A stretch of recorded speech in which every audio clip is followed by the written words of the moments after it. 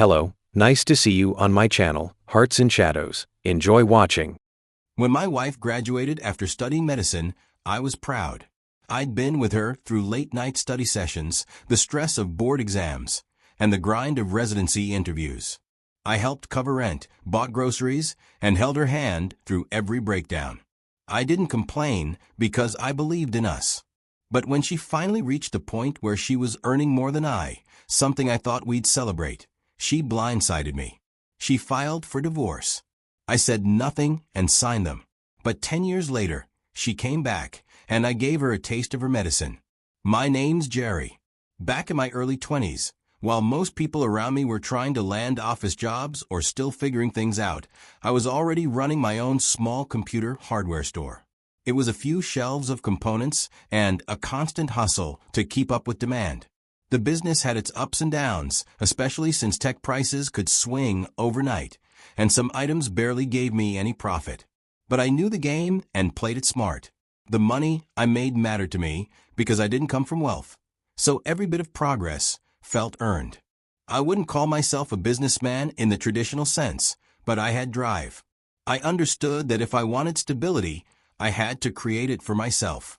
I first met Megan when she was a student, still working through her undergrad, but already obsessed with the idea of becoming a doctor. It was something she dreamed about since she was a little girl, and when she talked about it, you could tell she was passionate. At the time, I had already been on my feet for a while. The income from my small business wasn't always predictable, but it kept me comfortable. Megan and I started spending more time together. Our conversations were never surface level. She'd talk for hours about everything, including her doctor thing. I could see how badly she wanted this, and I respected it. There was something inspiring about watching someone chase a dream with that kind of intensity. I saw her as someone worth betting on. As the relationship grew, so did my involvement in her life. I saw how much pressure she was under, not just academically, but financially too. I knew she had access to student loans, but I also knew what those debts could do to someone long-term. So I stepped in. I told her I'd help cover what I could. I took on as much of it as possible, because I wanted to lighten the load. In my mind, I figured if I could help her build her dream now, we'd build ours together later. I rationalized it as an investment. And, at the time, it felt like the safest bet I could make. She was dedicated, disciplined, and focused. She was all in, and so was I. I showed up for her consistently, whether it was late-night pep talks before an exam, surprise dinners when she was too stressed to cook, or quietly covering an overdue bill so she wouldn't have to worry. I was her stability, her fallback, the one person she never had to question, and I took pride in that. I truly believed that was what love looked like. But back then, I didn't realize that sometimes the more you give, the more some people feel entitled to keep taking. When Megan got her acceptance letter into medical school, it felt like the whole world paused for a moment. It was like she'd just won the lottery. And, in a way, she had. But to me, it wasn't just her win, it was ours. All the late-night studying, the emotional support, the sacrifices we'd both made up to that point, it finally felt like it was going to be worth it. We were so proud, so full of hope, that we decided to get married soon after. It was a quiet ceremony, with a few close friends and family. There was no grand venue, no expensive cake, just a simple day that marked what we thought was the start of forever. But once she started school, everything changed. Medical school is no joke. I knew that going in, but living through it was something else entirely. Her days were jam-packed with lectures, rotations, and late-night study groups. She'd leave before the sun came up and come home when I was already in bed, sometimes even crashing at a friend's place to save time. The little time we did spend together felt empty. She was there, but her mind wasn't. She was always tired, emotionally distant, and barely had the energy to talk. I saw it as just a phase that's temporary, and she'd bounce back. In the meantime, our expenses were climbing. Her tuition, books, scrubs, exam fees, everything cost more than either of us expected. And because I had already promised her I'd support us as much as I could, I tried not to let the pressure show. My business was already unpredictable, but I pushed myself harder. I took on more clients, Stayed up late managing orders, tried new suppliers, anything to stretch our budget. There were times I had to quietly delay paying my own bills just to make sure she had what she needed. I didn't want her distracted by money stress. I figured, I'm the one who said I'd do this, so do it. And I genuinely believed we'd look back on those years one day, laugh about how hard it was, and feel proud that we pulled through. So I stayed patient and loyal. I figured that once she graduated, things would finally settle, and she'd have time again to reconnect. I believed our sacrifices would pay off. But I was wrong about a lot of things. As Megan's graduation drew closer, I found myself thinking more and more about what came next for us in terms of starting a family. So I started bringing it up. I would ask things like, once you're done with residency, we should think about kids, or have you thought about when we might want to start trying? But every time, Megan would either nod absently or change the subject. She didn't outright shut me down, but she also didn't engage. She could talk for hours about her career goals, her plans for specialization, or the new doctor at her clinic who had just bought a car. But when it came to our future, there was this flatness in her tone. Still, I didn't push. I wanted to believe that once she had that white coat officially in hand, she'd finally come around, that we'd get back to dreaming together. But what I didn't realize then was that I was giving space to someone who was already inching toward the door. Megan's graduation day soon arrived. I was genuinely proud. I'd seen the work she put in, the sleepless nights, the pressure, and all the sacrifices. I stood in that crowd next to her parents, clapping louder than anyone else, holding up my phone to take pictures, making sure I didn't miss a second. That day I thought we made it. I believed this was the beginning of the life we'd been building toward for years. But less than a month into her residency, things took a sharp turn. One evening, she handed me a manila envelope. I thought maybe it was paperwork for her job or something she wanted me to review. But it wasn't. It was divorce papers. At first, I thought there had been some kind of mistake. But no, she was serious. I asked her why, and all she said was, "I've changed, we're on different paths now." I was speechless. After everything, that's all she gave me. I couldn't even process what was happening. I didn't eat properly for days. I kept going over everything in my head, what I could have missed, what I could have done differently. But deep down, I knew this was a decision she'd made a while ago. I was just the last to find out. It took me a few days to find the strength to go talk to a lawyer. I told him everything. I wanted to fight for at least some of what I'd poured into her life. But my lawyer was blunt. Unless there's a written agreement stating that the money you gave was meant as an investment or a loan, it'll be hard to get much. Still, I couldn't let it go just like that. We took it to court anyway. The judge acknowledged what I had sacrificed. He even made a few comments during the hearing that suggested he sympathized. But the law is the law. And in the end, I was awarded a small compensation, just a fraction of what I'd spent over those years.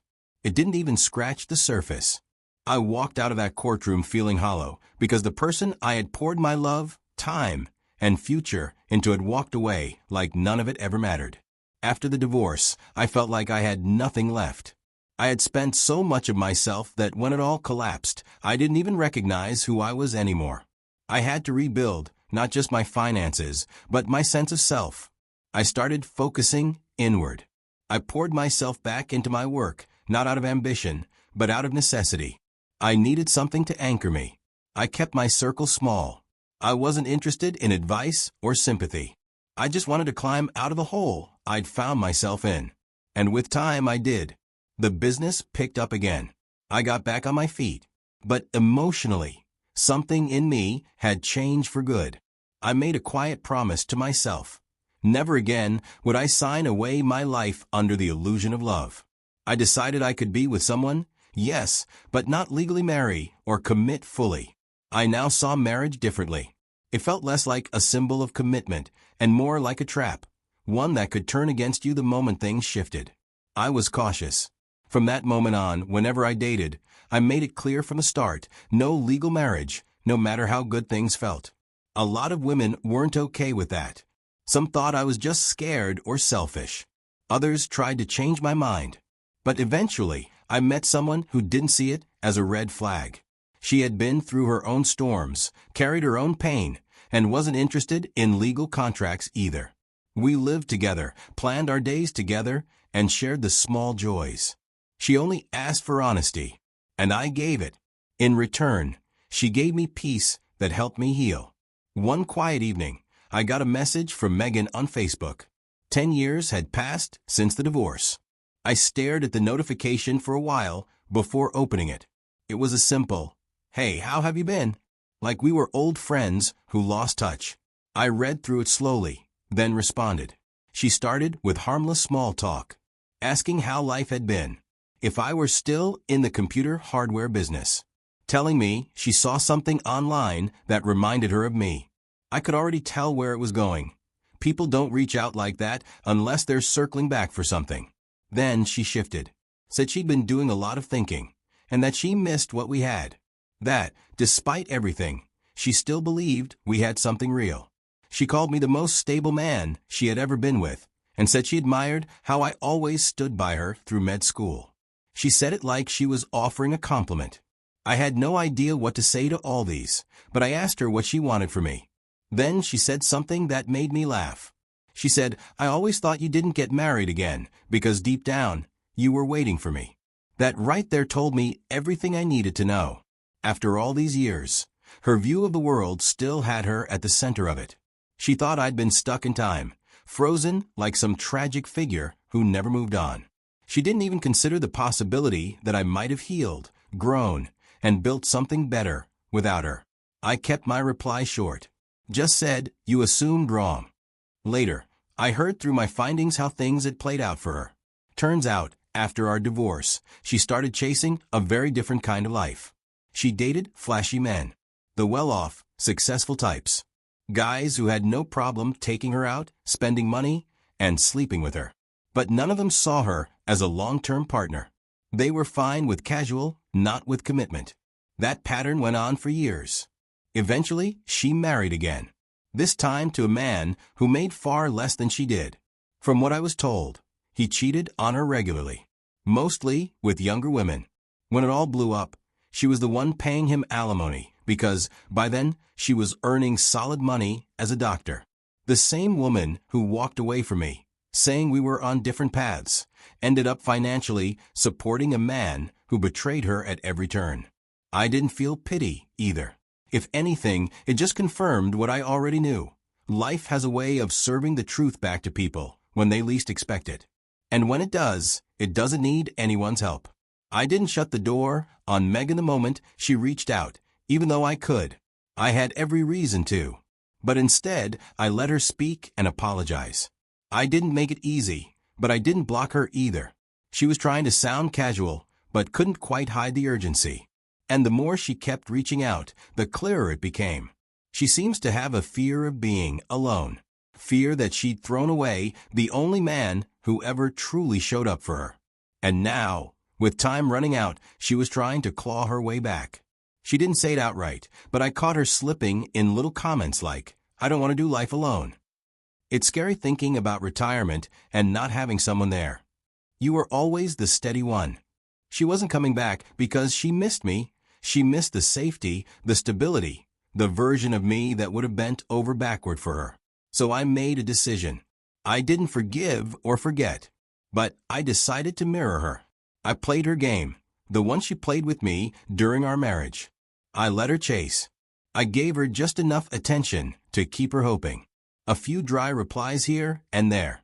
A half-hearted, "Maybe we could talk soon." I knew what I was doing, and deep down, I knew she knew too. But she stayed hooked. For months, I let her try to win back something I'd already buried. She'd ask if I was still with someone. I'd say, "It's complicated." It wasn't. I was in a solid relationship with a woman who respected me. But I let Megan believe there was a crack in the door. I let her believe she could squeeze back in. And every day she waited for a different version of me to show up. I gave her the same cold distance I once felt every night while she buried herself in her career. Then one morning, after about a month of playing with her emotions, I woke up and decided to crush her feelings. I sent her a message and told her that our divorce wasn't the end of something good. It was the start of something necessary. Losing her forced me to face myself, to rebuild, to grow. I told her I found peace, and that I had no interest in reopening doors that life had already shut for good. She lashed out almost immediately. First, it was guilt-tripping. She sent a long message filled with passive-aggressive lines like, "I can't believe you'd do this after everything we had. And so you were just playing with me this whole time?" Then came the accusations that I used her, that I led her on, and that I was no better than the men who had hurt her after me. The irony wasn't lost on me. 10 years ago, she walked away from me like I was disposable. Now the very fact that I had moved on was somehow a betrayal of her. At first, I ignored it. I thought if I didn't feed into it, she'd get tired and stop. But it only escalated. She started messaging me at all hours, tagging me in posts, sending messages to mutual friends, trying to get their sympathy. She even sent a message to my partner, subtly hinting that I had been talking to her behind her back. That was when I knew this wasn't just emotional confusion anymore. It was harassment. I did what she probably never expected. I lawyered up. I had my attorney draft and send her a cease and desist letter, formally warning her to stop the behavior or face legal consequences. Then, I blocked her on every platform. I didn't owe her an audience. When I finally shut the door completely, I sat down and really thought about what had just happened.